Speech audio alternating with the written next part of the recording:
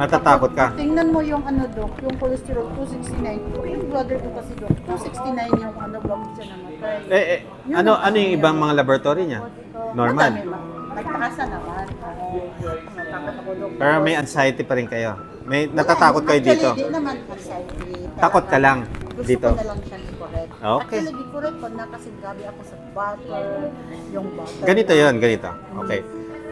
Kung gusto mong bumaba Yan. siya na, fasting and Yes, exercise. Yes. Oh. Okay. Tapos, yung mga kinakain mo, chew it properly 20 times or more before swallowing.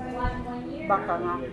Kasi yung intake mo ang sobra. Eat when Alam mo ba hungry, Yung- stop when full. Oo. Alam mo yung Kalahating kilo. Hindi ko kaya yun. naubos ko, Dok. Yung, So that yung is bacon, why.